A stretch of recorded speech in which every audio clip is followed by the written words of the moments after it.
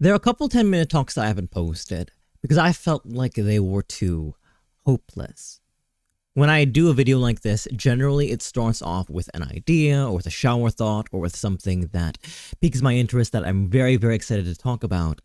And that excitement can move from any kind of direction or any kind of space, whether it be vitriol and frustration or a deep love and admiration. And I try to put out the ones that make me feel good out. I don't want to ever be tacitly responsible for other people's mood going down. But it's been a challenging month and a bit for a lot of people for whatever reason. And you may be in a position right now where you're operating off of hopelessness. You might be operating right now off of an entirely flight or fight instinct. And a deep worry might have set in with regards to the danger that is outside. And I wish I had solutions. I wish I had a way to make things easier or safer or kinder in this world, but unfortunately I'm so departed that I can't do anything. So what do you do when you're in a situation that isn't going to change for a bit and the opportunity to change and fix things is further away than we'd like? Well, that's where crisis management comes in, where survival comes in. Your existence as protest is probably the most powerful means of resistance possible. It may feel like life is over, but life is over when we call it. To be there when there is the next opportunity for change is one of the most important things we can do as people. Getting there is the hard part. Withstanding, keeping yourself together, continuing to march foot by foot, that is the hard part. And this may sound cowardly, but I assure you, it takes a great deal of courage and sacrifice to do this. If you need to disconnect until something can be asked of you and you're willing to give it, I don't think there's any shame in that. There are people out there currently waging war. They are fighters. They are incredible activists and people who elicit and create change in their communities.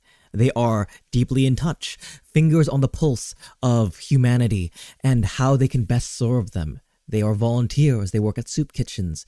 They are courageous.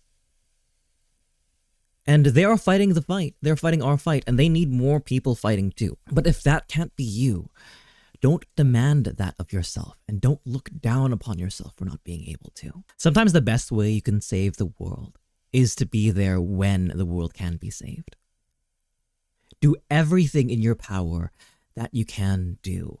But if your power isn't that far-reaching or extensive, if you do not have clout, then you do what you can when you can't do what is needed. Living with hopelessness is hard.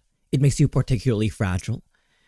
There are a lot of things in your head spinning right now that tells you how easy it is for things to go wrong, for things to become a catastrophe.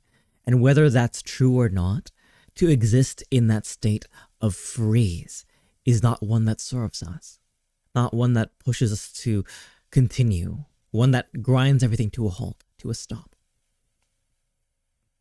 I would first start, perhaps, with putting a limit or putting a timer on when you're able to receive your news. I would recommend downloading an app called Screen Zen and setting it so that any upsetting media that you may receive through your socials is shunted off and pushed down to maybe 2 o'clock or 3 o'clock. Most news isn't urgent enough that there is something actionable you can do with response to it. That's why we have Amber Alerts and all the like for, right?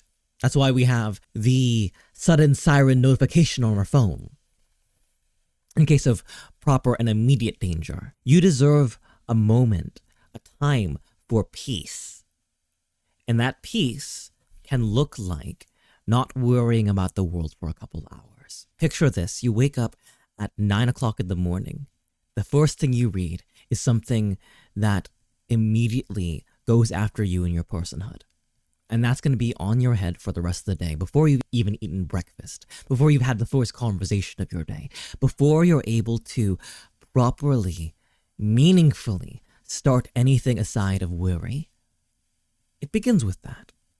And that's scary. To live life like that, between moments and moments of bad news and fixating on that, it's untenable.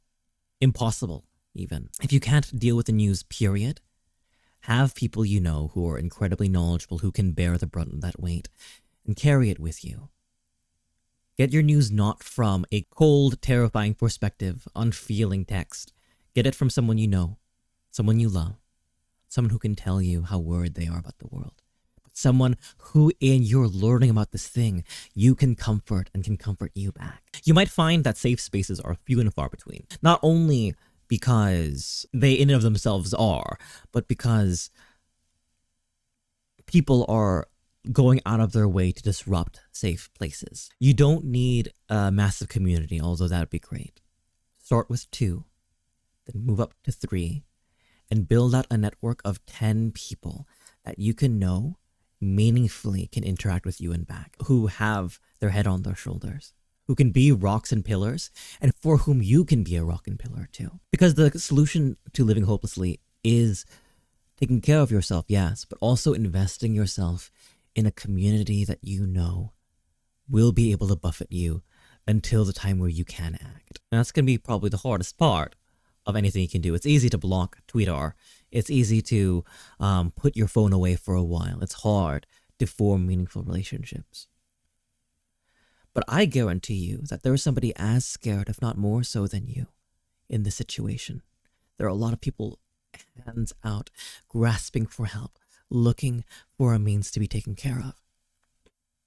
And to that degree, to that extent, it might be easier for the first time in a long while to find people who you can lean on.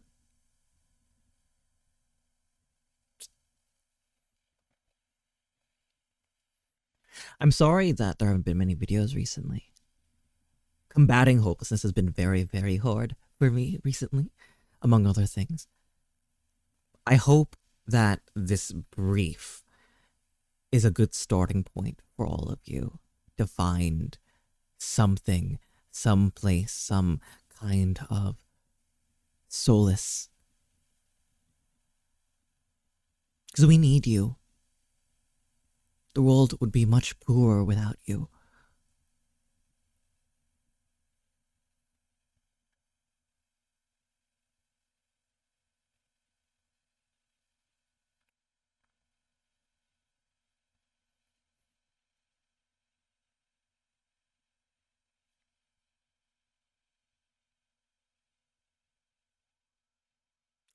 Ding, ding, ding. 10 minutes.